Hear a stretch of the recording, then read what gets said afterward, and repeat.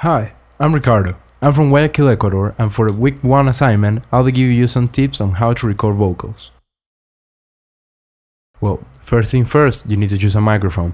Right now I'm using a large diaphragm condenser microphone, but you could also use a vocal dynamic microphone like the Shure SM58. You also need to choose what kind of pull-up pattern you want.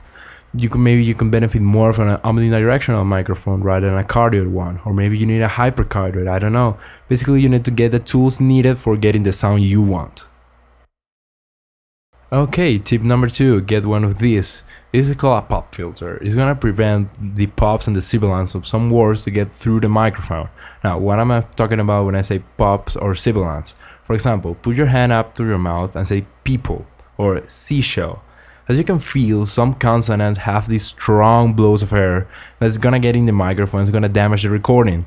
So it's better if you have one of these. They're very cheap. You can even build some. There's some tutorials on YouTube, so you can build your own pop filter. It's gonna really change your recordings. Tip number 3. This is a very easy one. The cable. You have a bad cable, you're gonna have a bad recording. You have a cable that's gonna introduce noise to your recording. You can even have Frank Sinatra singing on a U47 and it's gonna be a bad recording because of that. So really try having good cables in good shape, really invest on that. It's gonna be something that's gonna last you for a long time and it's gonna deliver you very good recordings. Okay, tip number 4, the mic stand. You should really get a good mic stand because condenser microphones are not lightweight, they weigh a lot. So you really need a mic stand that can really hold that. Also, you should really tighten up your mic stand. There's nothing worse like doing a recording and in the middle of it, the mic stand just drops and you lose everything. So you should really tighten it up as hard as you can so it's not gonna move, you're gonna get the best recording ever. Okay, tip number 5, watch out for proximity effect. Now, proximity effect is something that any directional microphone is gonna get. Now, what do I mean by this? Whenever you get closer and closer to the mic capsule, you're gonna start getting more and more bass frequencies. And wherever you step back, you're gonna start losing them. So you should really find that sweet spot.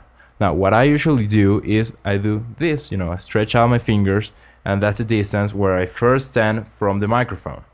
Then I just hear out and listen where should I really put my head and start recording so I can get the best recording ever, not too bassy or not too light. Okay, next tip is more focused about when you're gonna record singers. Now, whenever you can, try to make the singer stand up.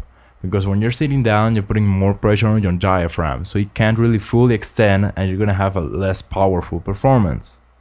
Also, whenever you're recording a singer, try using one of these, a closed back headphones, because the singer's gonna need to hear the whole band, the metronome click and everything, and if you don't have a closed back headphones, those singers are gonna get into the microphone and into recording. They're gonna be really hard to delete afterwards. So really try making the singer stand up and using closed back headphones. Well, the last tip I have for you is listen to your recordings.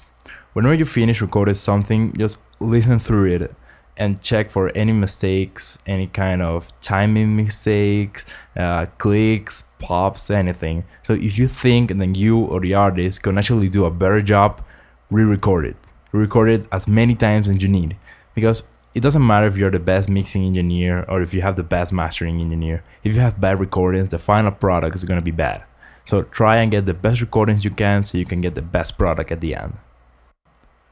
Well, that's all I really have to say. I hope you like it. I hope you learned this something. I had a lot of fun doing this. Thank you for watching.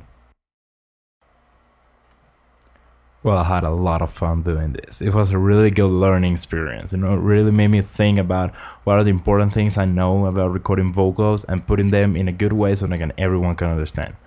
It was very hard because English is not my native language. So I hope my diction is good enough so that you can understand what I'm trying to say here. I recorded this on QuickTime Movie Player on my Mac, and I recorded the audio separately in Logic Pro.